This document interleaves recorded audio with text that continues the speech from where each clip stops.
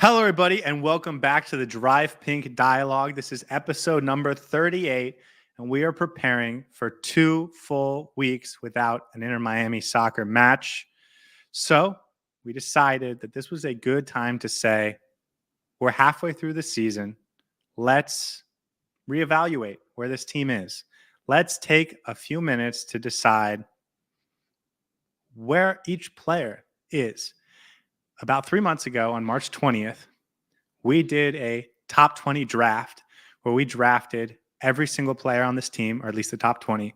And we're going to see which players have, at least in our opinion, gone up, gone down. And we're going to use this as a way to evaluate how our season's gone, or at least how each individual season has gone. But before we do all of that, as always, I'm your host, Scotty. I'm here with my co-host, Saur. How you feeling tonight, man? I can't believe it's been 3 months since we last did this. It feels like yesterday. But I will tell the viewers now and the listeners to strap in because it's gonna be a wild 1 hour, 30 minutes, however long this takes. Because last time we had a very interesting lineup and a few questionable decisions. Someone decided to place Robert Taylor on the third on that list for some reason. But before all that, I'm great, man. I'm having a great week. How have you been? I hope the lack of Inter Miami is not driving you a bit crazy because I know it can get that way sometimes. Fortunately, we haven't gotten there yet, but by the time we do this midweek episode next week, we might be there.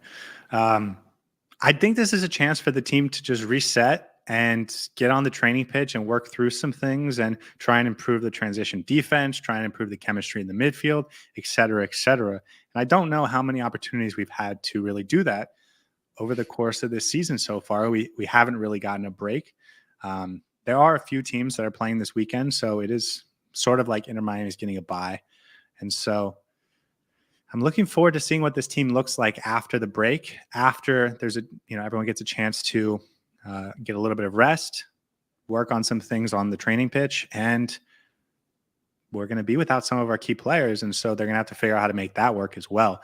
And I'm just really excited for all of that. And so I just want this next 10 days to go by a little bit faster. Yeah, it wasn't ideal how we ended that little stretch of games. We were so well in terms of our performances. We did really, really good against some teams, won some games, and then the last 2 games were an absolute horror show. Yeah, I completely agree with you. There's a lot that we need to figure out in the training pitch, and hopefully Tata Martino can take this time out to get everyone on the same page and just get going again, because the next few games we're not going to have Lionel Messi to bail us out when we need him to. So let's see what the roster is looking like and how that might hold up in the absence of Lionel Messi. Speaking of what the roster is looking like, or at least what it's going to look like, we did have a rumor of the day come out earlier today. Gastón Silva, a Uruguayan 30-year-old he's from Uruguay, but he's playing currently in Mexico for Puebla. I believe we play them in the Leagues Cup this year. But anyways, we were linked to him. He's a center back, left-footed center back, used to play for the Uruguay national team. And he's the first player we've heard of seemingly that's realistic for this summer. That's not, a big Di Maria type name. Thoughts on the fact that, we're looking for a center back and this guy's name is the first one that we've been connected to? I have absolutely no idea how he plays. I'll have to do my research into him before I can make a fair assessment of what kind of player he really is. But it's good to know that at least we're thinking about getting a new defender, because Freire obviously is out for the season. And he's not the only one that we're thinking about. We also got linked to a 20-year-old Argentinian from Boca Juniors, I believe. So there's definitely some sort of wave behind, us bringing in a defender. And sooner rather than later, we're going to have to make that decision because we need reinforcements and we need them quick. Yeah, there was another article today that said that we're looking at 2 different defenders. I don't know. I didn't see anything about Boca Juniors. It reminds me, we got that kid on loan from Boca Juniors, the 20-year-old, Gio Farina. That was like 6 weeks ago, and he has not appeared anywhere. So I don't know if that just fell through or what that was, but That was like a story for like a week and a half. Maybe his agent was using Inter Miami to boost his credibility or something. Yeah, I don't know what that was, but he hasn't appeared for the B team. We haven't seen any pictures of him, so I don't know what happened there. But anything else before we kick into our draft for tonight? I have a feeling we might go a little longer than we expect to, which seems to be our style. So without further delay, is there anything else you want to get off your chest before we move on? Let's get straight into it, man. I can't wait to be the first person to pick this player. Because I've got a list in mind, you know. Oh God. This is what we did last time. It was on March 20th. So it wasn't in the preseason. It was 3 weeks into the season. I think we played 4 or 5 games at that point. But we wanted to get it on paper so that we could refer back to it when the time came. And the time has come. The picks on the left were Saur's. The picks on the right were mine. And so, as you can see, Luis Suarez, number 1, Lionel Messi, 2, Robert Taylor at that number 3 spot. I think that was probably the most controversial one. Anything from here that stands out to you as sort of particularly intriguing or where we were particularly wrong? Yeah, controversial was putting Robbie Robinson in 18th. Okay, Robert Taylor deserves that 3rd position. He's been absolutely mint this season so far for us. In all seriousness, though, I do see a few players going down, a few players going up. 3 months ago, it feels like a lifetime ago when we did this, but also feels like yesterday that we pulled all these players out. Sorry, that doesn't make any sense, but there's been a lot of changes since we first did this. So I'm glad that we're getting back into it. And I love to see what your decision making is like, because we all know that you and I love to disagree. And that's just how our dynamic is. So this list could get a bit freaky. Yeah, I agree with you. Just for the ground rules, we don't do injured players that are done for the season. So on this list, you don't see Facu Farias, who was injured for the season at that point. And on our list today, you will not see Nico Frede. Everyone else is eligible, although I don't know if anyone that's not appeared for the A team is going to appear on this list unless they've been injured for this season. So I'm talking about guys like Tyler Hall and some of the B team players that haven't quite broken out yet. Israel Boatwright, players like that. Yeah, so let's get into it. Last time you got the first pick, so I think it's only fair that this time I get the first pick. And unlike you, who is crazy, I'm making a smart choice, and that is to draft Lionel Messi number 1, because of course I am. Do you disagree? No, I would have picked him number 1 as well. I'm just still digesting the fact that you went first. I thought this was a tradition and I was supposed to go first again. But I will let you have this. It's okay. It's okay. I will let you have this. It just means that I'll have to draft Robert Taylor next. No, I'm kidding. Lionel Messi, 100% completely agree with you. That's the decision that I would have gone with as well. He's the most impactful player. How many goal contributions does he have? 15 in the first? 25. What? Try 25. Oh my God. Sorry. 25 goal contributions. Need I say more? He's absolutely outdone himself, and that's saying a lot. You can automatically feel the difference when he's not on the pitch. So for me, there's no other player that has that kind of a value and adds that much to this team as Lionel Messi. 25 goal contributions. That is a goal contribution every one. I'm sorry. That's 1.7 goal contributions per 90. Almost 2 goals every time he plays a full game. He's only played 15. Yeah, he's only played 15 games this season. He has missed a couple games because of injury and rest.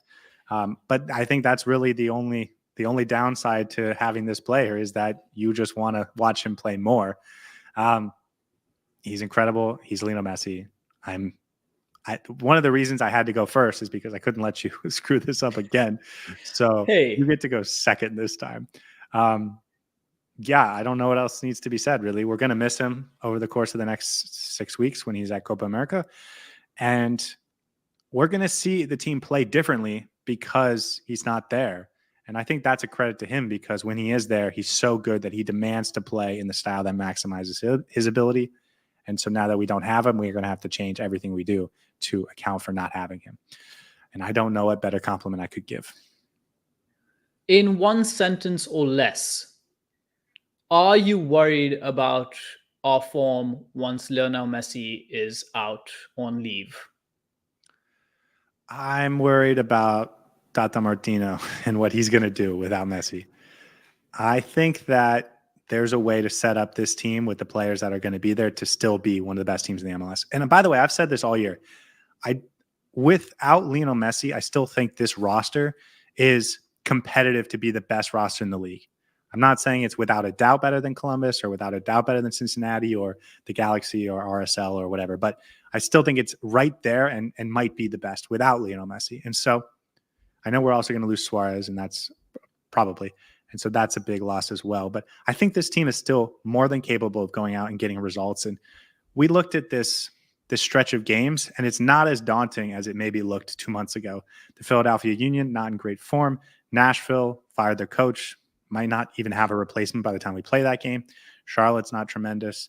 Toronto and the Chicago Fire are, well, especially the Chicago Fire, are a dumpster fire. So there are a lot of winnable games there. And so, yes, the Columbus Crew are going to be really hard. Yes, the FC Cincinnati game is going to be very difficult, especially on the road. But other than those two games, I don't think anything is really off the table. So I think I'm just worried about Tata Martino trying to force things down our throat and it not working, and that being the one thing that I'm really concerned about. Yeah, I will say this though. Up until this point, Tata Martino's job has been to put the right team on the pitch and let them do the bit, right? Let them figure it out.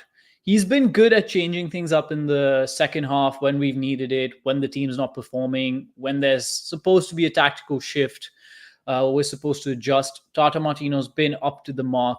I'll give him an 8 out of 10. But now is going to be the bigger test where he's going to have to figure out how to fit some of these pieces together without Lionel Messi and make this team play in a way that we may not have had to play before this. Earlier we could have easily relied on our talent. Now we might need to rely on some of the tactics and make sure that we get our formations correct, make sure we get our combinations correct. And a lot of this is going to depend on Tata Martino's ability to coach a team. So for me, that's going to be a big, big test for this Inter Miami squad going forward into the next 5 to 7 games. And we'll see how it plans out. Yeah, I think it has a chance to be really good and really rewarding and really fun. And I think it has a chance to be really frustrating, but I guess we'll find out. Okay, pick number 2 to you. Who do you got number 2? The number 2 pick in the June 2024 Drive Pink Dialogue draft goes to none other than Luis Suarez. That's the right pick, I think. He's been so impactful this season. He's been tremendous. I mean, if it wasn't for Messi, he would be the best player on the team, obviously, and that's why he's drafting him second. I think he's going to be in the MVP conversation. I think that if it wasn't for the fact that he's likely going to Copa America with Uruguay, I think he had a chance to be the MVP candidate or the MVP favorite. He has been a little bit start-stop in terms of his goal scoring, but when they come in bunches and they come from nowhere. And he's just a guy you want on the field for 90 minutes every game because you never know when he's going to pop up with a goal. He's sitting on 14 goals this season, 7 assists, so he's doing it both as a finisher and as a creator. Yeah, I mean, he's the best player on any other team in the MLS. Do you remember the conversations that were happening during preseason when we signed him and his performances then? Could you have imagined at that time that he would have already had 17, 18 goal contributions, maybe more? It's absolutely wild. Class is permanent, right? He's not ideal in the sense that sometimes he can frustrate you with the kind of game that he's happening. But then in the 84th minute, 85th minute, 90th minute, he's just going to be in the right spot and score a goal and save your team and win the 3 points. He's that kind of a player. He's a kind of player, and we mentioned this in the previous podcasts, where if he's having an absolute stinker and he's definitely someone you want to replace, you can't, because he can score at any time during the game. And as frustrating as that is, it's also amazing to have a player of that quality with an ability to change a game in the blink of an eye. And he's been absolutely phenomenal. I agree with you. It's a little bit stop-start at times, and I wish he was a little more consistent. But with the age that he's at and the kind of questions that we had about his contributions to this team, I honestly thought he would not even be a starter conversation. So the fact that you can't leave him off the pitch is a big testament to what an absolutely amazing player he really is. And he deserves that number 2 position. Yeah, I couldn't agree more. Just a quick plug. I've been doing a daily podcast called The Heartbeat, and you guys can listen to that. It's about 20 minutes daily on all the podcast apps. And this morning I did a top 5 most like stock rising players on this team, and I had Luis Suarez number 2 because where he was in the preseason, it was difficult to imagine him having this type of impact, and yet here he is doing it. And it's so fun to watch. He won me over after like 4 games into the regular season. I was always confident that it was going to come through, but I never thought it would come through like this. And so to watch it is it's just so much fun. And he pops up in situations that you wouldn't expect any normal striker to be able to pop up in, and yet he does, and he converts them into chances into goals. And it's just phenomenal to watch. And again, he's the best striker in MLS, and it's really fun to watch, especially even though he has the physical limitations. He's not as fast as he once was, etc. He's still the best. So great pick at number 2. For someone whose knees is broken, he's doing a really good job. And guys, I would highly recommend to go watch Scotty's podcast. It's 20 minutes every day. It's a lot of Inter Miami content, a lot of great analysis. And let's move on to the 3rd pick. Yeah, I'll talk about it at the end, but let's move on to pick number 3. And that is Diego Gomez. He has been, I think I might have stolen your pick. He has been so good. I know he's been out for about a month now, but he was so good. He wrecked opposing midfielders or opposing midfields. He made it so difficult for the other team to do what they wanted to do and run a system effectively that actually made sense, because he was always blowing up the midfield. And to do that, not just deep, but also sort of in the opposition half and creating turnovers that way and making it difficult and putting them under pressure constantly. He was just a menace in there. He was a nightmare to opposing midfielders. And the fact that he was starting to come along offensively, putting better passes together, scoring a few goals, to me, he was an absolute difference maker. And I know this may feel like a little bit of a reach, but he was so fun to watch. And I'm just really hopeful that we get to see him again in the next couple weeks. Yeah, my reaction was not because you stole my pick. My reaction was because I thought it's a little bit of a reach. I did not expect you to put him in the 3rd position. He's stolen my Robert Taylor spot, which I'm not a big fan of, obviously. But I wouldn't have gone for him. Interesting pick for sure. The fact that he's only played 9 games probably plays against him, and he should have maybe been a little bit lower on the list. But he makes my top 5. So I can't complain too much. You didn't say anything wrong there. His impact on this team has been fantastic since the start of this preseason, since he came back from the pre-Olympics. And honestly, having that kind of player in the midfield just elevates it so much. And we've struggled with our midfield combination. We have struggled in trying to keep up athleticism throughout that midfield. And he just solved all those issues. He was playing in our box. He was playing in the opposition box. He was scoring goals. He was pressing high, winning balls in the midfield. He did everything. Perfect box-to-box midfielder. And the only downside is that we've had him just for 9 games. Can't wait for him to be back. I don't even know if we're going to see him for that long on this Inter Miami squad. So let's hope that we can make the most of him while he's still here. Yeah, there's a good chance that we don't see him again. We don't see him the next time we do this list because he might not be around. But just to clarify, he's played 13 games. The 9 must be MLS games because he played all 4 CONCACAF Champions Cup games as well. Yeah.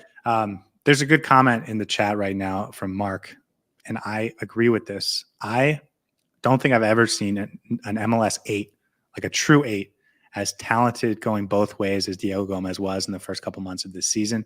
So impactful. And yes, there are better 6s. Yes, there are obviously better 10s in this league, but an 8 that can go both ways and absolutely blow up a midfield, but still convert and be effective going forward. In this league, I don't think there's a better one right now than what Diego Gomez has done. I don't know if you agree with me, if you agree with that, but yeah, I did some looking to try and find a better midfielder. And, the guys that are better, Darlington Nagby, guys like that, are more 6s. And for Diego Gomez to be the type of player he is in this league is really special. And that's why he's going to, move up the rankings and move up to a better league because he's so dominant. Do you think Diego Gomez stays as a number 8, or do you think he moves up high up the pitch? No, I think he's an 8, especially because he's going to move up to a better league. I think if he stayed in the MLS, he could do anything he wanted as he grew up and he's younger than Yannick Bright and Leo Afonso and Lawson Sunderland. He's younger than all these guys, and so he could develop into an 8 in this league. I'm sorry, a 6 or a 10 probably, but I think once he goes up to the Premier League, he's going to be kind of locked in as an 8 because of just what that league is and what they demand from their skilled players. Okay, pick number 4 to you, Saur. Who you got? Yeah, I just want to caveat this by saying that Scotty's already ruined the list, by picking Diego Gomez this high up. But I'm going to put the rightful number 3 in the number 4 position, and that's going to be none other than Sergio Busquets. Okay, you have not been that high on him for a certain part of this season, and yet he's won you over. Tell me why. You're absolutely correct. I was not sold on Sergio Busquets at 36 years old, 37 years old of age, especially with the way he started the season. I was not a big fan of how often he was losing the ball in that midfield, and just his lack of athleticism. I didn't think he was able to cope with the fast-paced MLS midfields that we've been facing. But all of that has changed over the last couple of months or since we last did this list, because Sergio Busquets has really come back to the same levels that we would expect him to be. I think it was just a matter of him getting back his game rhythm. He should be playing slightly higher up than he normally does for Inter Miami. He's no longer that player who can play in that number 6 position and be that deep line playmaker. He definitely needs somebody next to him if he's playing as a 6 in a double pivot to be able to cover for some of the athleticism that he lacks. And so far, or in a lot of the games, Tata Martino has not necessarily paired Sergio Busquets up with the right partner, or has left him slightly further behind than I would have preferred. In the games that he's played in that number 10/number 8 position, he's been phenomenal. Some of the passes that he does, how press resistant he is just a treat to watch. And for me, when he plays at his optimum, when he is playing the way he does and the way we expect him to play, fine champagne football, that's when our midfield is phenomenal.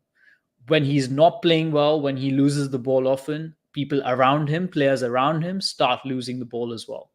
So for me, he's the one who keeps our midfield ticking. He's the one who keeps our attack ticking. And he's just been really good over the last couple of months. And he deserves that top 5 spot. And for me, I would have put him number 3. But I can agree with you putting Diego Gomez in number 3. And so Sergio Busquets is number 4 on this list.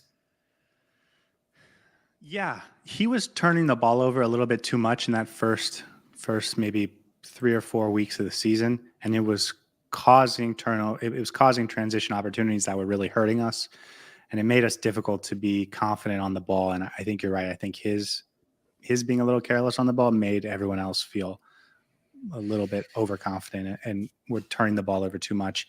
He's up from number 5 the last time we did this. And would you say it's just because he kind of got rid of that one little bugaboo in his game and he sort of rounded to form? And really, as long as he was doing what he does, he was going to be higher up the list than where we had him last time. Is that how you feel about it? Or is it his play have actually demonstrated that he deserves to be higher than Jordi Alba and Robert Taylor, who he was behind last time? I'm thinking more in terms of both those points that you've just made. A, he got rid of all the bugaboos that you just mentioned.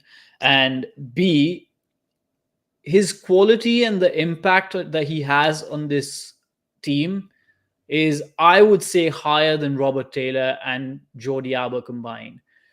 The reason I've placed Jordi Alba below him, or will eventually place Jordi Alba below him, is because we didn't have Jordi Alba for a fair few games, and yet we did really well in defense and we were winning games. That goes to show that Jordi Alba is replaceable. I know that's a controversial statement to make, but we don't suffer too much when he's not in the game.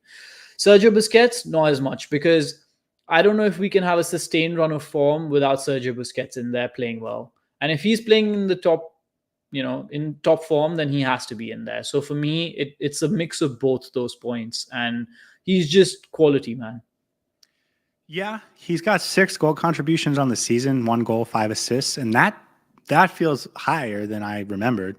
I know he had that really nice assist to Messi in the New England Revolution game, but other than that, I don't remember him having a ton of offensive impact, and yet you look up and he's got 6 goal contributions. He's one of those types of players that just impacts the game everywhere he goes.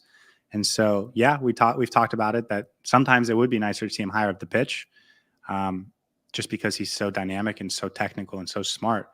And so I don't hate this pick. I had him number 5 on my list, and I think this is exactly where, this is right where he belongs. And so I'm happy with it.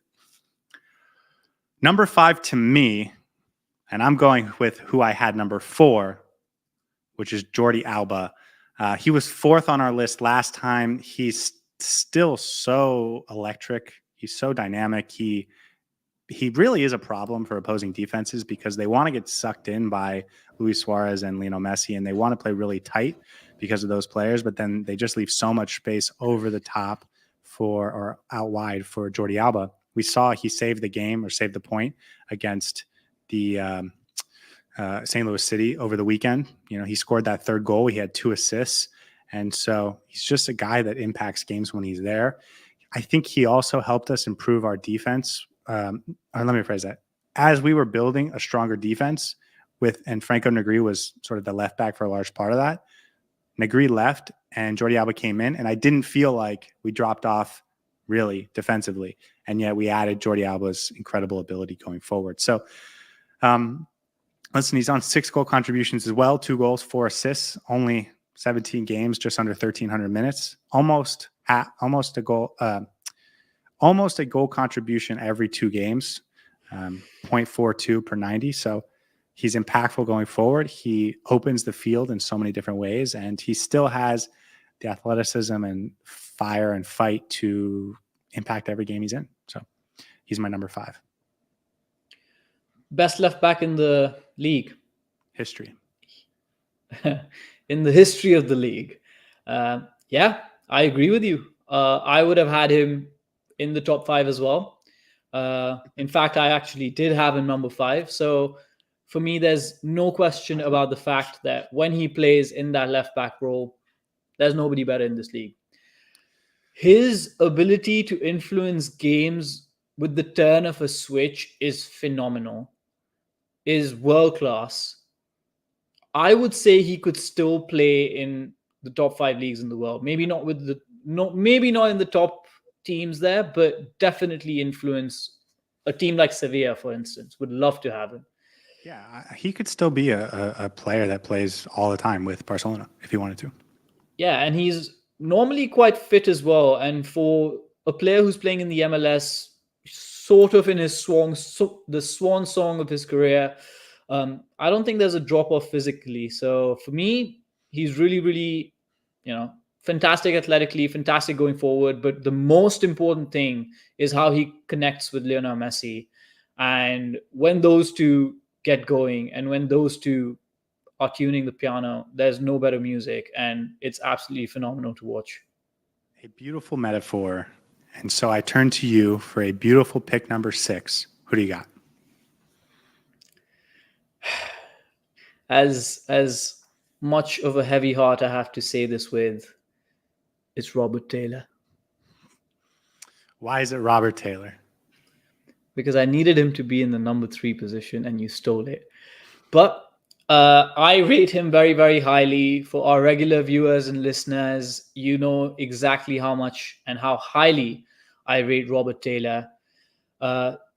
We don't have anybody else playing regularly in the left wing position and having that level of impact as Robert Taylor. Yes, some of the games he's been a little bit missing, and I wish he was a little more consistent. His form could have been more, consistent. Sorry, for lack of a better word. But I think he's better than Matthias Rojas in that position. There's nobody else to replace him.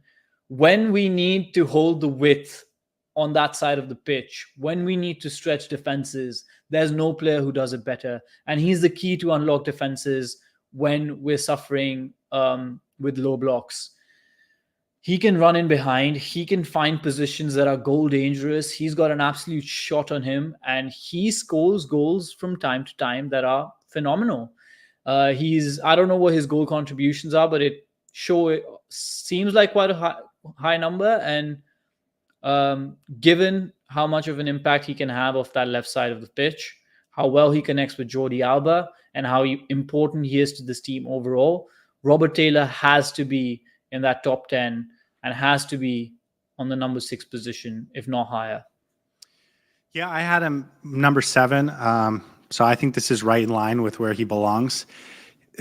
Robert Taylor is like an MLS caliber player, but like he's a really, really good MLS caliber player. Everyone we've had so far is like beyond what normal MLS players should be, right? You're talking about guys that have made it at the very top and guys that are going to really high places.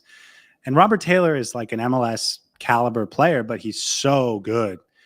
I've given this stat a number of times, but I think he's up to 23 goal contributions since the beginning of last season, which is just, a really high number for an MLS player, an MLS winger. I don't think there's too many that have outpaced that mark.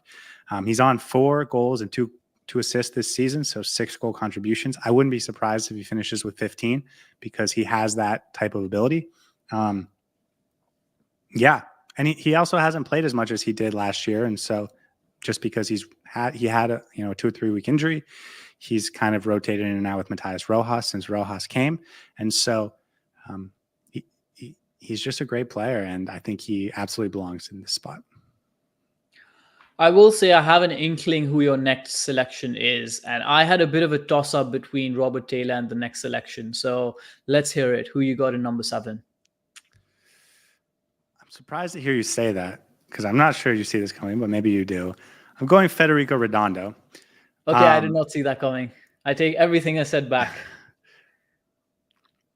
I don't think Redondo had a great week last week. He played, about 2 games worth or just under 180 minutes. I thought he was disjointed and he didn't exactly know where to be. But also I mentioned at the beginning of this episode that I think that this team over the next week and a half and between the 2 games, the 2 weeks between games, they're going to have a lot of time to work on things. And I think Redondo is going to be the biggest benefactor of that because it's just about getting on the same page with his teammates. But the talent is undeniable. He's so silky on the ball. I know he runs a little janky, but if you actually watch his ball control, it's really good. He is long, lanky, and he can impact the games, and you can see the tools, you can see the talent. It's going to come together at some point this season. I think that there's a good chance that he follows Diego Gomez out the door in the next transfer window because he has that sort of upside.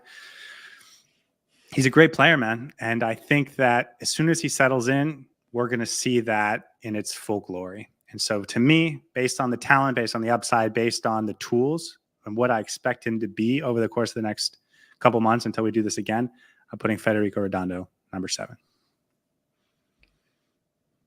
Last time we had him in the number 8 position, and I still had him in the number 8 position on the list. I don't know if there's enough of a sample size to suggest what kind of a player he's going to be for this Inter Miami team. But the talent, as you said, is undeniable. He has a skill set that is very valuable, and any MLS team would be happy to have him, would take him with both hands. The last week has been tough for him. There's been a lot of criticism for him. I've heard conversations on Twitter for and against him, and I'm a big admirer of this player. I absolutely love Federico Redondo. I think he fits in really well with this team. It's just going to take a little bit of time for him to get up to speed, get back in game playing rhythm, develop his fitness, because I think he's suffering a little bit from lack of fitness. And I don't think Tata Martino necessarily set him up for success in the last couple of games. That being said, I do expect more of him just because there's so much talent here. And I would love to see him get into a consistent playing form, because we haven't seen that from him in a while. We haven't seen that from him at all, actually.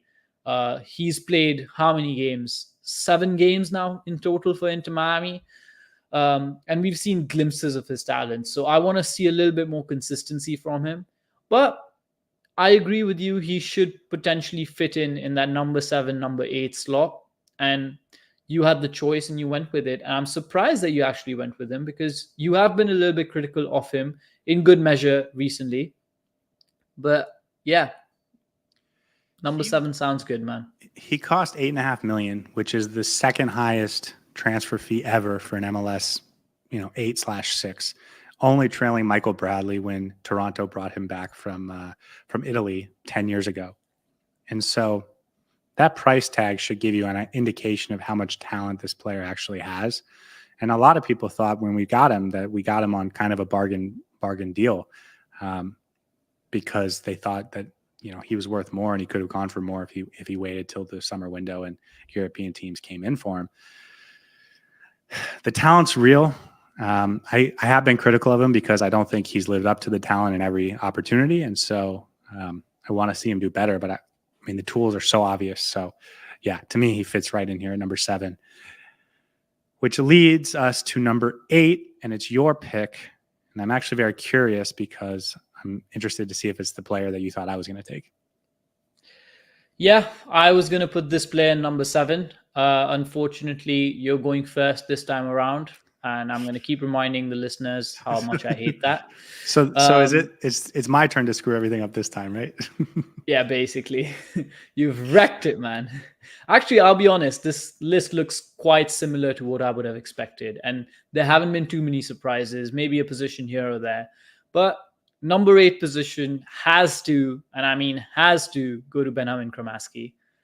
If it doesn't, then Scotty's lost his mind.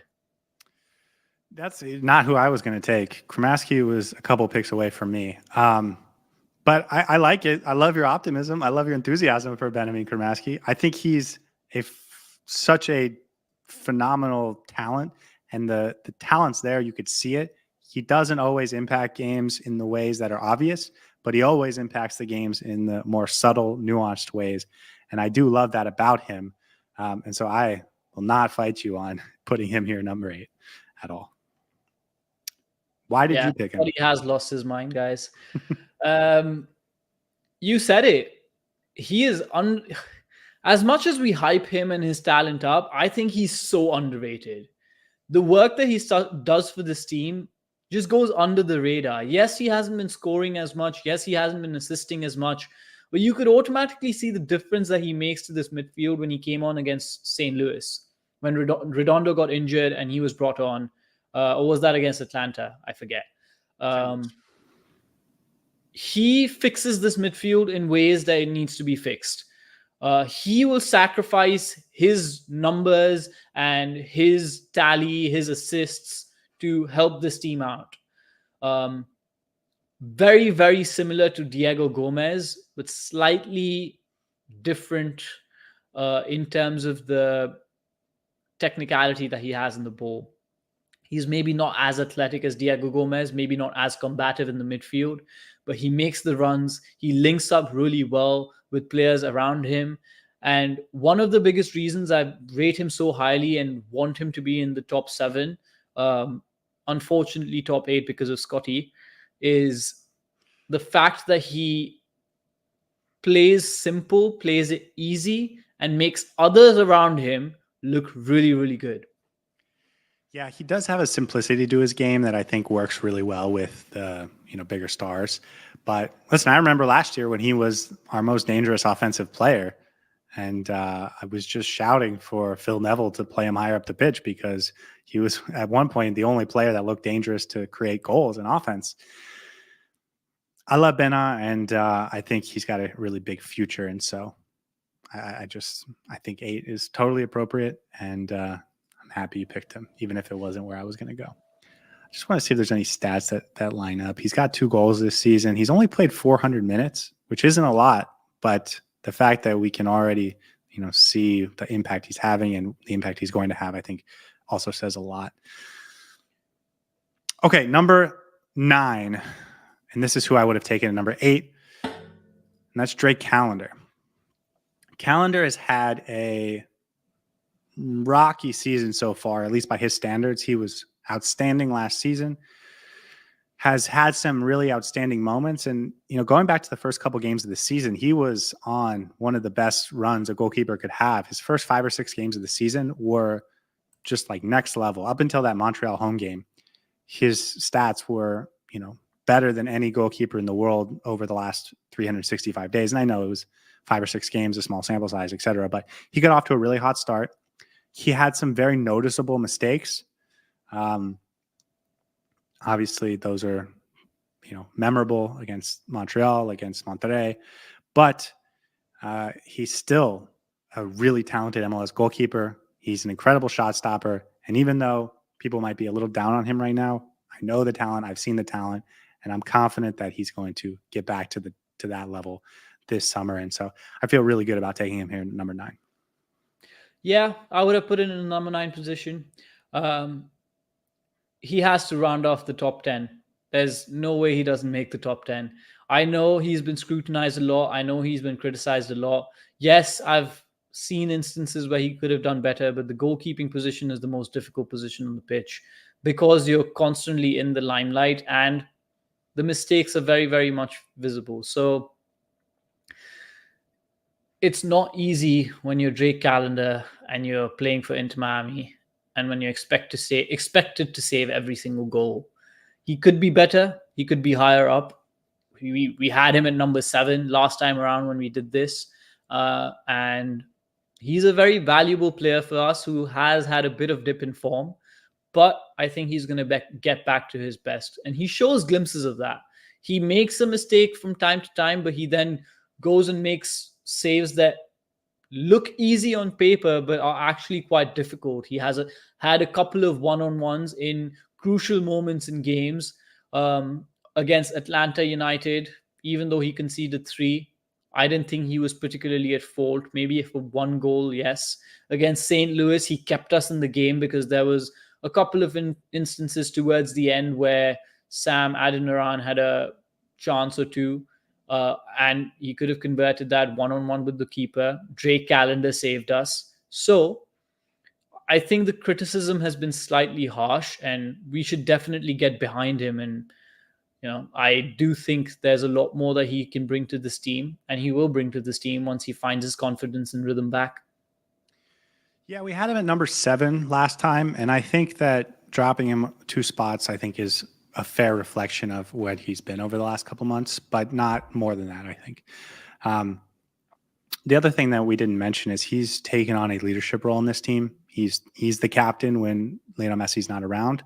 He's going to be the captain against the Philadelphia Union in a week and a half, and he's going to be the captain for the next 6 weeks. And so I think that added pressure, burden, expectation, etc., also is part of this. And so he's rounding into a really great goalkeeper. I think that this season he's been asked to do some things that he hasn't always been asked to do, and he's developing that part of his game, and he's going to be better off for it.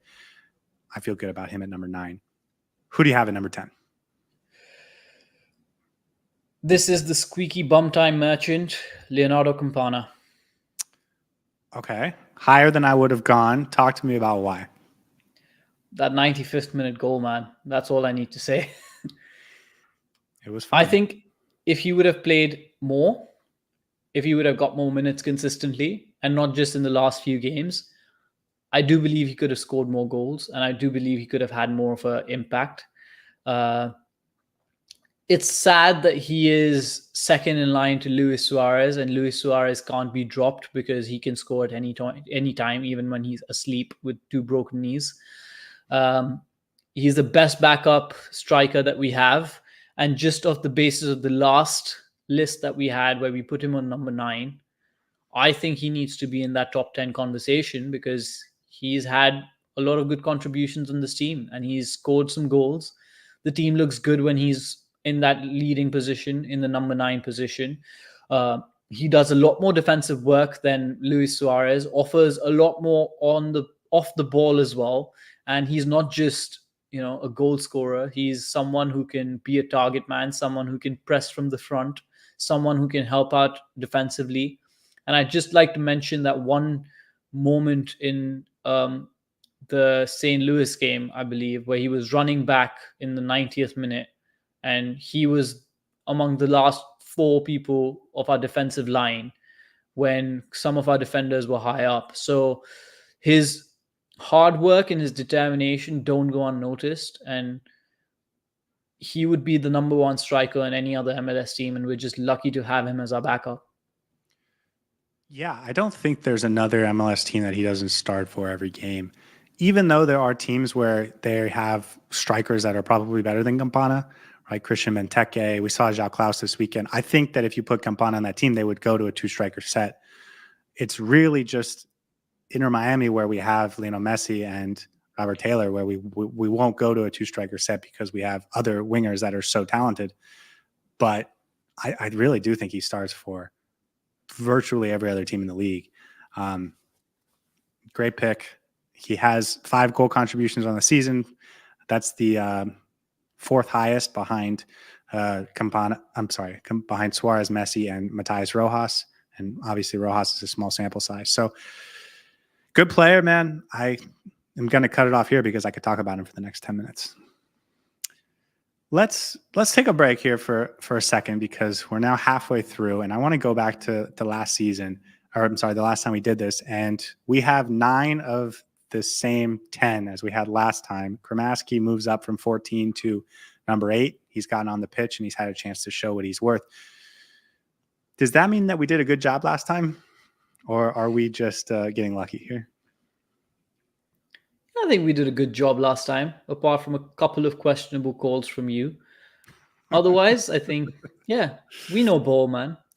I will say there's one player that I think should make this top 10 and has maybe missed out by virtue of you picking a player that I wouldn't have. But it is what it is. This is our list. We have to go with what we have to go with. And that's just how this draft works. Well, perhaps I will take him at number 11 and he can find some consolation in that. Because at number 11, I'm taking Matias Rojas.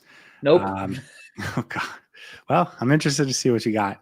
Matias Rojas has come in and kind of lit the world on fire in the first 2 or 3 games. He was dynamic. He was threatening. He was scoring goals, right? He's got 3 goals and an assist already.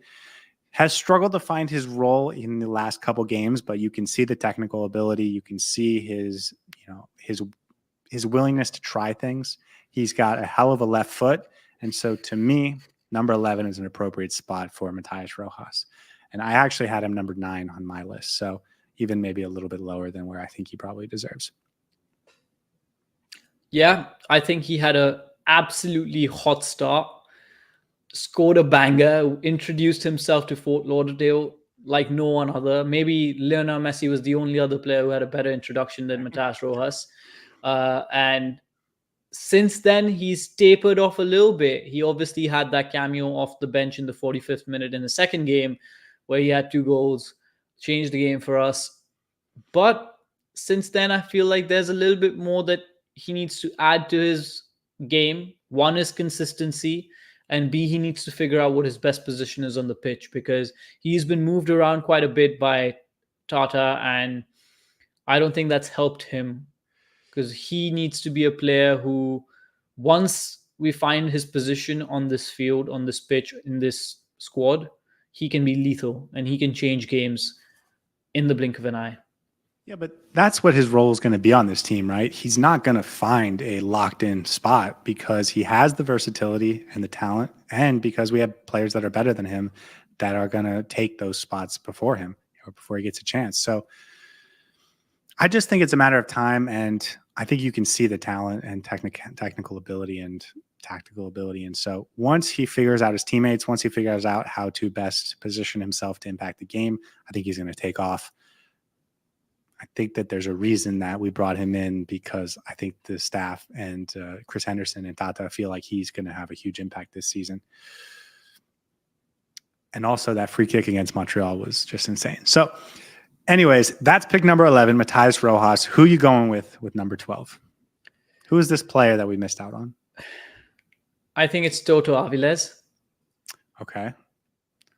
Why do you think it's Toto? Or why do you think he deserves to be higher up on this list? Because he was number 11 last time around, and now he's a number 12. And I think he's improved, man. The point of this list hold on.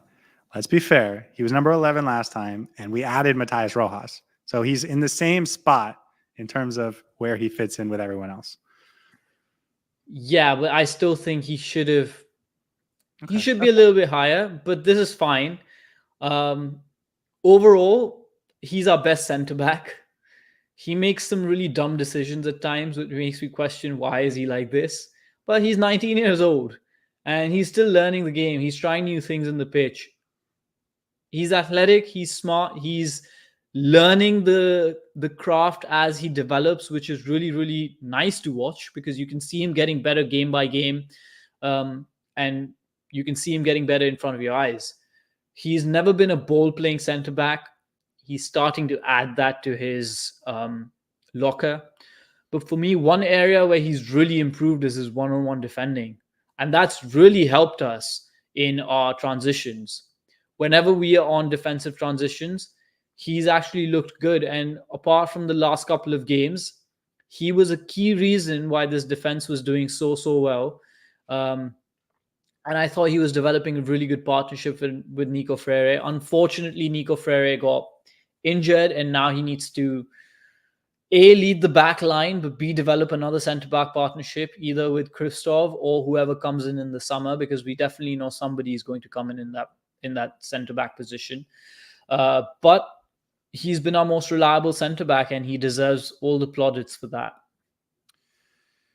Yeah, I just don't think our center backs have been as good as some of the other players we have. I think we have so many midfielders, so many attackers that are such high quality. And that's why I thought all of the defenders, at least the center backs, were a little bit lower down on my list. I was still a few picks away from taking Toto. But he is our best center back. He has developed month after month. He's been a better player. And so I think this is a fair pick, and I have no gripes with it. And he's played almost as many minutes as anyone. He's sitting on over 1,700 minutes. I think Busquets is the only player with more minutes than him, and so he's out there virtually every game, putting in the work. And he does have a really nice one-on-one defensive play, like almost every game. And so, yeah, Toto Aviles, good pick. Okay, number 13, and I'm going with my first defender, and that's Marcelo Wiegand. I guess second defender after Jordi Alba. He's our only right back. He is finding his role, and I think our defense got better when he came in. I see your reaction. What is this reaction for? I actually forgot about him. Okay. He's not even in my top 20, man. Okay, so Cello Wiegand, he came in and he made our team better, right? He allowed us to play in a back four. And as he got more comfortable playing more conservatively, not getting forward as much, our team defense got better as well. And for that impact, I'm putting him at number 13. I love him, man. I'm a big fan of Wiegand. I was the one who tweeted that he's the best right back in the league, and I live by those words.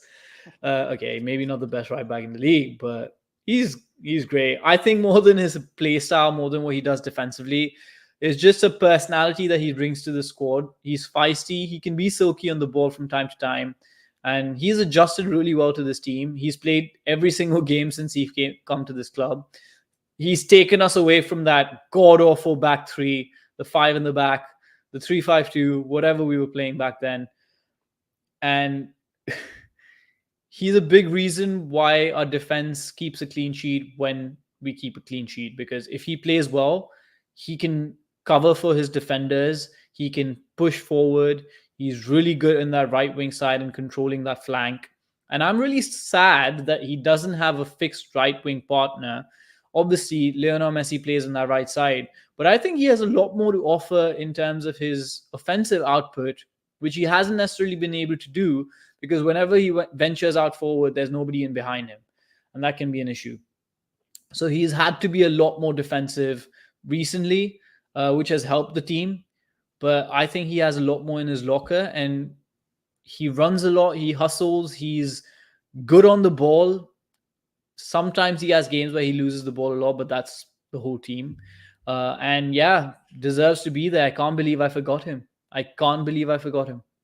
Yeah, he started the last 11 games. He's only not started one game since he arrived, and that was the Colorado Rapids game where he came on at halftime. I don't know what this team looks like without him. Really, I don't. And I'm really glad they got him. I do think he was an upgrade on DeAndre Yedlin. He's not as athletic, but I think he's more stable and he's better fundamentally. And so I'm glad we got this player because he rounds out our team in an underrated way. I think we'd be a lot worse without him, even if he doesn't star in the way that some of the other guys do. Okay, pick number 14 to you. Who do you got? Julian Gressel. Yeah, he's next on my list as well. Talk to me about him. It's been hard for him, man. It's been a difficult time for him. I don't know personally if he feels that way. If he's been listening to the comments, if he's been listening to social media, they are not a big fan of this player. I think he's a good player. He's a very good MLS caliber player, but he's a player who needs to know his role on this team, whether that's in the right wing, whether that's off the bench. He needs to know where he fits in and what his contributions can be. He has a great offensive mind, can link up really well, has got good passes in his locker, but just somehow he hasn't been able to get going for this Inter Miami team. Maybe it's because of the quality that we have, he gets overshadowed. Maybe it's him finding it difficult to connect with some of the players around him because they're of a different ilk, of a different kind of play style. And I just think this play style doesn't suit him best. He looks a lot better when he's on the right wing than when he is in the midfield. But credit to him because he's stepped out in that midfield and has just kept on going. Tata has run him into the ground and he hasn't, stopped. I've never seen him complain about it. And despite that fact that he's been having a bit of a tough time, he's a consistent player for us, and at least he's medium good, if not great. So at least we know what to expect of him. I think I was wrong about what Julian Gressel was. I think for a long time this season, I thought that he was a player that was going to really help against a low block. He's going to whip in some crazy crosses, and Campana and Suarez and Borgelin and Taylor and maybe Messi were going to get on the end of them, and we were going to score a lot of goals that way. I'm coming around to the idea that he plays best in an open game where there's a lot of space in the midfield, where he has the time and space to not just operate himself, but for runners to run into open spaces and get into dangerous situations. And that's where Julian Gressel finds himself most effective. The problem with that is he doesn't have the athleticism to be a tremendous defensive player in a game where the midfield has kind of fallen apart. And so, like we talked about with Busquets, he needs to be paired with another six that can cover for him defensively. And I think that's the fundamental flaw with why Julian Gressel and Busquets don't work together. But that doesn't take away from the talent that Julian Gressel has. We saw it on Saturday night. He gets the assist that saves us a point, comes off the bench, and has a positive impact. There's no reason he needs to start 30 games in a row like Tata asked him to do, but he's still a really good quality player. And I do think he's going to have a moment this season where he really impacts the game in a way that saves us. Good pick, number 14. Okay, I'm going off the board. I don't think we're going to be in the same boat here. But for number 15, going with Ian Frey. We have yet to see him for the first team this year, but I remember what last year was like. And now there's a need. I think Nico Freda would have been picked at this point, but because Freda is not eligible for this, I think our second best center back is Ian Frey, and I'm happy about that. He is going to come in and he is going to impress people when he comes back. He will have some boneheaded moments because he hasn't played a ton of professional soccer, but he will also have a lot of moments on the ball, moving the ball forward, being forward himself, looking dangerous, that you're going to think, this kid is a center back? How is he doing this? And it's going to be awesome. And so I'm putting him here at number 15. I'm surprised you picked him before the player that you love so much, and people almost blame you for being favorable to. But yeah, Ian Frey, fantastic talent. It's just, I can't wait to see him on the pitch because he is a phenomenal player who's suffered from so many injuries. And honestly, I don't even need him to do something great in the defense. I just need him to exist and play well and just get to play some football, man. Just get a run out because he deserves it. He's so young, and someone who suffered 3 ACL injuries at that age is not easy at all. And I would give him all the patience in the world for when he comes back, but he's coming back slowly and steadily. Does he deserve to be on this list, having not played a single minute for the squad in a while? I think so. I think he should be on this list. He's potentially our best centre back, if not our second best centre back. And I think he's very highly rated. He should be very highly rated, and he deserves to be there. So, yeah, good for you in picking him. He's played a couple games with the B team so far, and he looks like a level above the B team. And you don't always see that from Lawson Sunderland, and you don't always see that from Noah Allen when they're there. You don't always see it from Ryan Saylor when they're down there, but he stands out compared to the guys he's playing with and against. So I feel very confident that he's going to come back in and have a really positive impact. Okay, pick number 16 to you. Who are you going with? I'm going to go with Yannick Bright, someone we never had in the last list. Talk to me about it. Okay, only player of this kind that we have in this team. I would play him every single day, game in, game out. He's my Julian Gressel. I rate him very highly. We don't have a number 6 destroyer in this team.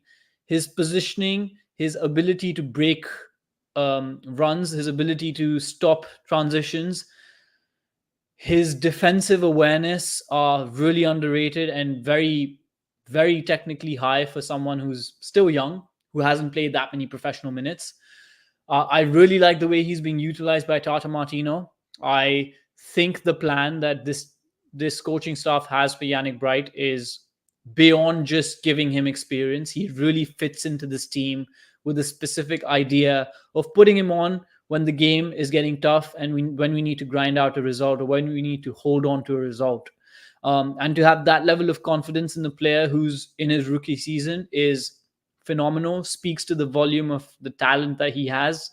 And the sky is the limit for this player. And I won't be surprised if he's a starter for us next season. Yeah. I, like you, I'm also very high on him. I do think that there's a little bit of a question mark about, we have him 2 spots behind Julian Gressel, who is one of the better players in this league. I don't want to overhype Yannick Bright. I actually had him a little bit lower down the list. But like you said, positionally, what he is unique on this roster, and I think it's something that a lot of our lineups call for. And so I think he is going to get a lot of minutes if Tata's smart. And that game against Vancouver where he went 90 minutes was really impressive. You got to love to see that, especially from a young kid. So, yeah, I have no problem with Yannick Bright being in the top 20. This was a few picks higher than I would have gone, but I would have picked him before the end of this draft, and I have no problem with it. I think he's going to be the best super draft pick in Inter Miami history to this point. In fact, I don't have any doubt about that as long as we don't trade him or something like that. Okay, pick number 17, and I forget who I was picking. Okay, Pick number 17, and I'm going with Franco Negri. Honestly, if Jordi Alba had a longer term injury or whatever, he might be much higher up this list. He doesn't have a role because his only thing he can play is left back, and Jordi Alba is your locked in starter there. But he is so good, and it is so nice to have a player like Franco Negri on the roster. I will say, I don't know if we're going to have him beyond the summer. I think he is like the easiest trade candidate on this Inter Miami roster because you still have Noah Allen that can be the backup left back, and you could get a decent size amount of GAM for Franco Negri. But he's an MLS starter, and to have him be your 17th player on your roster, I think is just awesome because, listen, rewind a year ago or maybe 14 months ago, and he was like a top 5 player on this team, no doubt about it. So, yeah, I think that just speaks to the quality of who's on this roster. And if I can for a second, the number of players that we've ranked in this top 17 that were on the roster 14 months ago is like 3 or 4.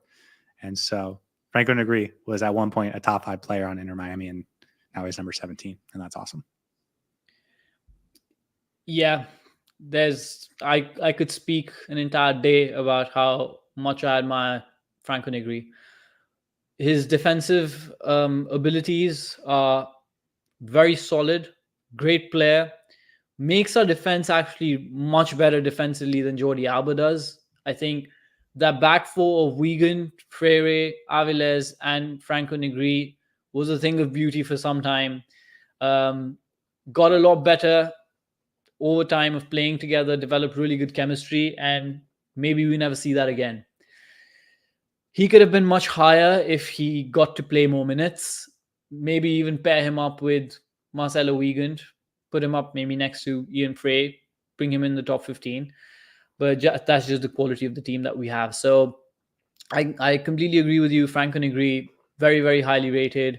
And I'm just stalling to think who my next pick's going to be because I don't have a clue. Okay, I got you. Franco Negri, we feel great. We feel okay about Luis Suarez leaving for Copa America because we have a lot of confidence in Leo Campana. I think we feel not great, but we feel okay about Lionel Messi leaving for Copa America because we feel like Matias Rojas is going to step in and not be Messi, but be at least reasonable, serviceable.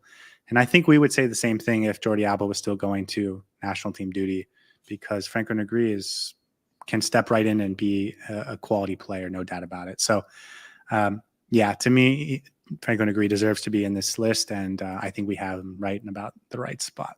Had him number 16, so this was right there. Best left backup in the league? Definitely. I think he's a top 15 left back in the league, maybe top 20, but I think there's a team that's going to want him this summer, and they're going to go out and get him, and they're going to give us the international roster slot or GAM or whatever we need to do whatever else we want to do on this roster because he is a luxury player for what we are now, but he's a good player. And by the way, I wanted to say this. He got injured last year in, I believe, early June, and so maybe the game after we found out Messi was going to join Inter Miami, and so I'm sure he found out Messi was going to join, and he's from Argentina. And so he was like, this is a dream come true. I can't believe this is my life.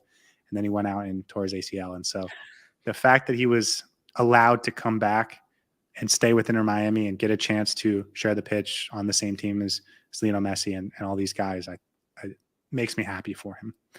And that's enough stalling. Pick number 18 to you. Who do you got? Sergej Christoph. I think this is the right pick. Yeah. Tell me why. Thank you.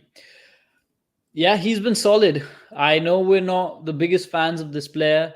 Defensively, he can be a little bit wanting, not the most athletic, not quick, probably not great in transition. That being said, he still has the IQ. He still has the positioning. He can still deal with crosses. He can still deal with set pieces. He works really well with Thomas Avilés.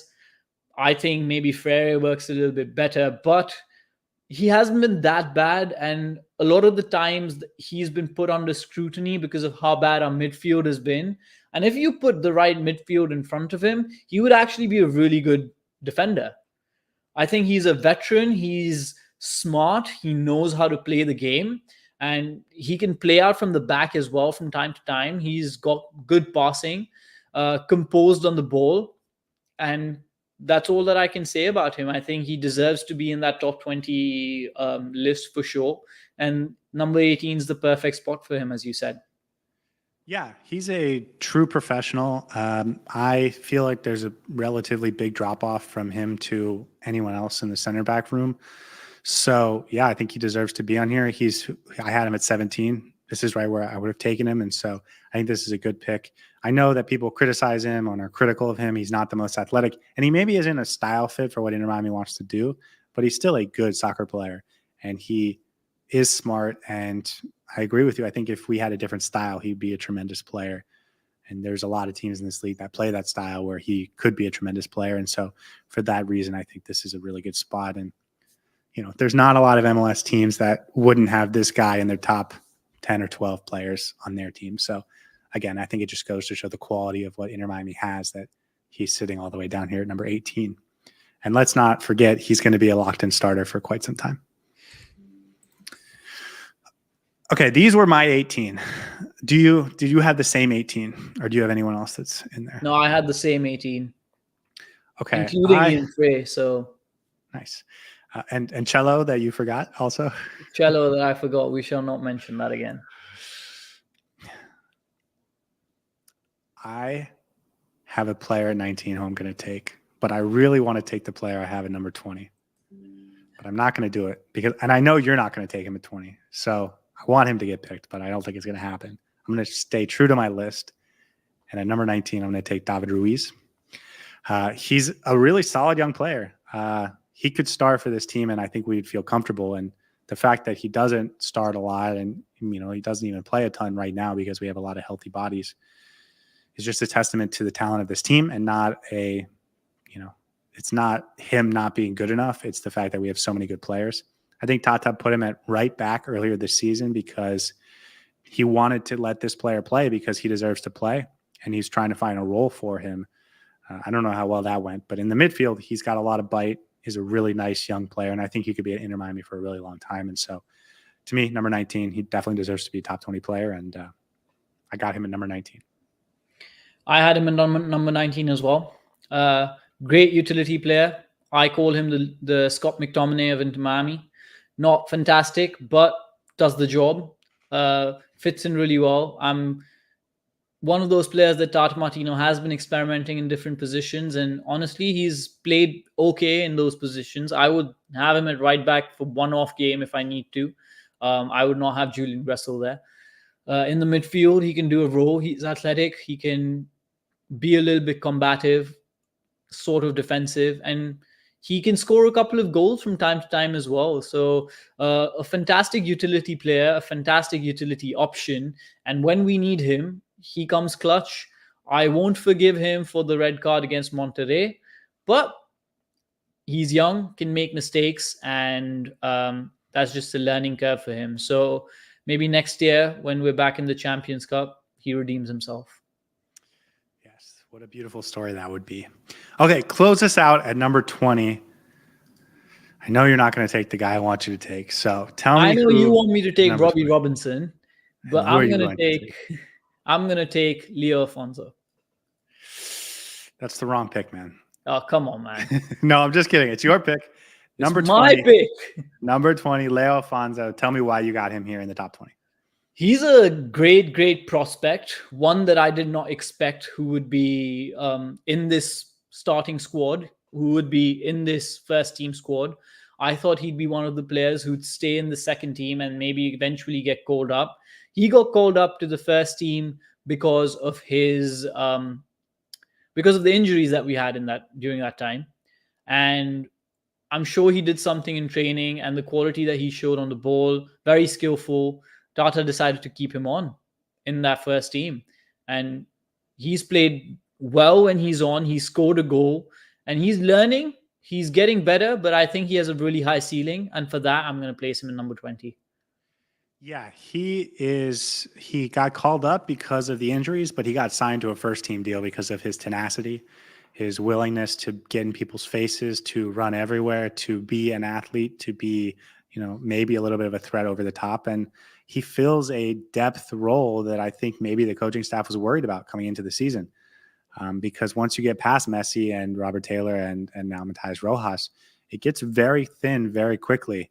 And Leo Alfonso kind of came in at a time where we needed him to, and he filled the role. We haven't seen him in a little bit, just looking at his last game time. But he's only had one bench appearance since everyone got healthy, and that was that home win against Nashville. So it's been a while, but still good player, and I think he's an MLS caliber player, and this is a little higher than I would have had him. If I'm being totally honest, I had him number 24. So I think there's a number of players that you could have put above him, but I think maybe it's not that big of a difference between number 20 and 24. So good pick. Thank you for rounding us out.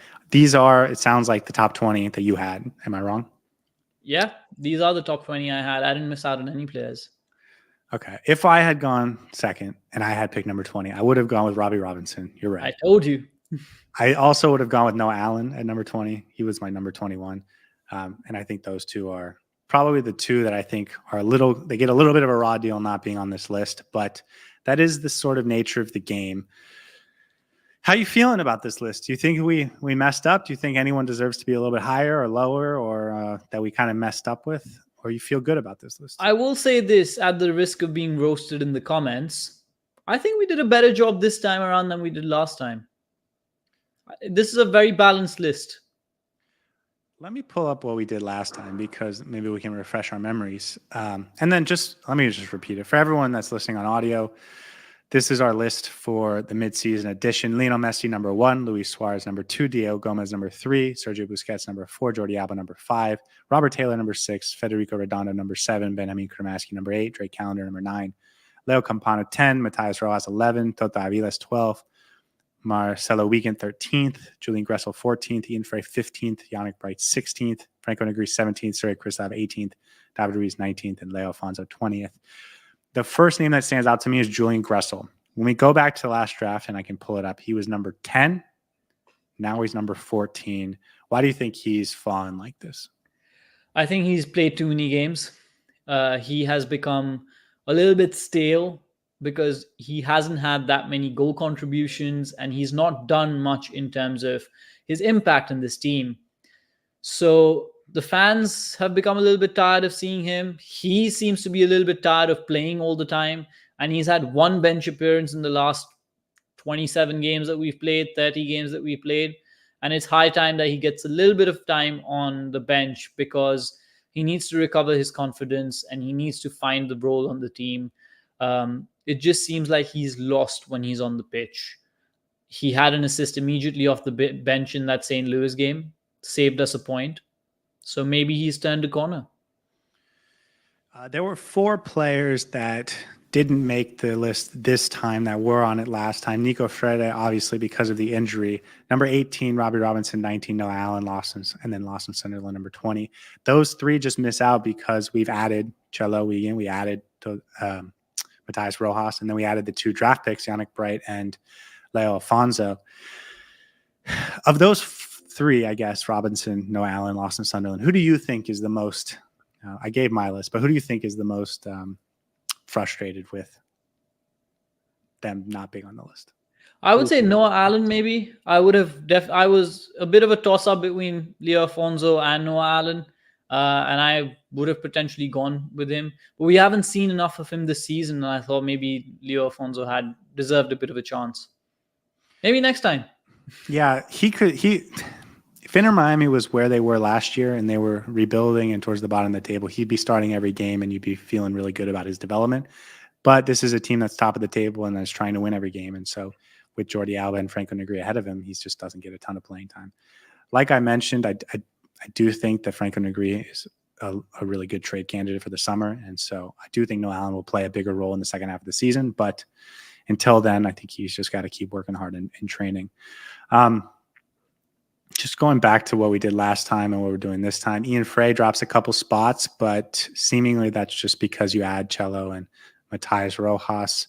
Kramaski, had the biggest rise. We had him at 14th last time, and he's all the way up at number 8. I took him at 14 last time, and you take him at 8 this time. Let's go back to Kremaski. What do you think gets him so much higher up this list that you've seen from him this year? He didn't play a single minute last time we did this list, and this time he's played games, and you can see the level of impact he has in the midfield. And I think he's one of our best midfielders out there after Sergio Busquets and Diego Gomez, and is just one of the players that really excites me every time he's on the pitch. He's a hustler. He works really hard and connects really well with everybody around him, plays really well with the big names on our list, which isn't always easy to do. And yeah, just the level of impact that he's had since he's come on after injury. I think he's played better than Redondo and had a bigger impact on this team than Redondo so far. That notwithstanding the fact that Redondo has been injured and is still getting back into form, but that's just a lot of one of the few points that I can make for Kremaski. A couple more questions and the first one is, who do you think has a chance to be the biggest riser the next time we do this? And I asked you this last time, and we collectively answered that it was Kremaski, and we were right about that. Yeah. So let's try and play a little Nostradamus now. You have the list in front of you, top 20. Who do you think is the most likely to be higher up this list the next time we do this? There are quite a few candidates for this. Do you have Robert Taylor going back to number 3? Sorry. Oh, yeah. Robert Taylor back to number 3 is because I'm going to be doing the picks first time next time around. Don't be surprised if he's slightly higher. I would say maybe Matías Rojas. I think we could see a lot from him that we haven't already, which is saying a lot. Maybe Yannick Bright, because he's a big prospect and maybe he has a bigger role to play over the course of the season than we think. And then lastly, Toto Avilés has a big ceiling, but I don't expect him to rise too high up just because of how many players we have ahead of him who are virtually just that good. So for me, maybe Matías Rojas is one to watch out for. Yeah, I agree with you there. I think there's a lot of candidates, and I think those were all good choices. I think Avilés has a chance to really rise up. Campana could be the all-time leading goal scorer by the time we do this next, and he's looks like he's poised to get a lot of opportunities over the next couple of weeks. I agree with you, Matías Rojas, if he turns it on. Ian Frey, a guy that could really rise up this ranking once we get a few more appearances from him. And then to me, I think my answer, though, is Federico Redondo. Like I mentioned when we talked about him, the hype and the profile for this player is off the charts. I don't think there's another MLS team that could have coerced him into coming to the MLS. And so I think once he gets it figured out, he's going to be phenomenal. And that's not a figure it out in terms of his talent. It's a figure out in terms of the chemistry with everyone else. And I do think that's going to come. And I think we might see it even be significantly improved by the next time this team plays, if he's healthy. And because we did see him leave the last game with an injury, but if he's healthy and training for these next couple of weeks, I think that he might be a lot better against the Philadelphia Union. Yeah, I agree. He's going to have a big role to play, and hopefully he gets better. He will get better, that's for sure. I don't know if he'll have the biggest rise, though, because I don't see him breaking into the top 4. So we'll see. We'll see how it goes. We'll see what the next list is going to look like. I'm not putting him ahead of Robert Taylor. I promise you. No, I'm kidding. We'll see what happens next time we do this list, probably in another 3 months. So that's going to be a good marker for us. Yeah. I like it a lot, man. It's really fun to see how much talent we have on this roster. I mean, if we had done this a year ago, I shudder to think of where Victor Ulloa would have been. So anything else before I take this away and we wrap it up about this ranking that stands out to you? No, apart from a couple of questionable calls from both myself and Scotty, I think we've done a good job this time around, and I think this is a very justifiable list. If anyone asks us why a certain player is in a position that he is, I think we can make a good case for it. There was a comment earlier that I wanted to go back to. The funniest part is that you picked Suarez as first and Messi as second. Really? Suarez without Messi cannot play. Sorry. It's from Summer Sunshine. I want to point the finger right at you because that was all you. The reason we had to switch who went first this time is because you picked Suarez last time first. And it was couldn't let you simple. do that again. Suarez was scoring game in, game out, okay? I had to pick him. There was no choice. That was definitely a choice. Yeah, I agree. I think Robert Taylor should have been number one. Oh my God.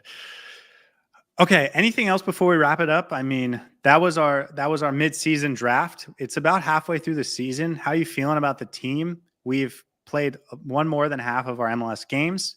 Probably not quite halfway in terms of total number of games with a Leagues Cup and then the playoffs, but we're top of the table. Supporter Shield front runners at this point. You feel good? I know we had kind of a rough week, but still things I feel good about this team.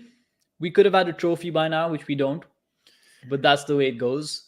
I guess the players are just that motivated to go and win the Supporter Shield and then the MLS and then the Leagues Cup and then everything under the sun. So, yeah, we had a bit of a blip to begin with, but over the course of the season, there's been a lot of improvement. Yes, the last week has been a little bit slow. We've messed up a couple of results where we should have definitely won. That Atlanta game is going to stick with me for a while. I still have nightmares. But overall, there's progress, and that's all you can ask for. We're looking good. There's a lot of stars in this team, and just because you have stars doesn't mean it always looks good. So, yeah, we're making some things work. And these next 2 weeks where we're on international break, I hope the team's working on the pitch and we can clear out some of the chinks in the armor. There's a lot of potential in this team, man, and I'm excited for the future. I will say this before we leave. The next time we do the list, there may be a few new faces on that we might have to consider. So, yeah, I don't think we'll do this again before the summer transfer window. And so I definitely think we're going to go out and get a center back. I think we might go out and add some really fun player like Di Maria, someone like that. So we'll see. Certainly you could see a guy like Di Maria debuting quite high on this list.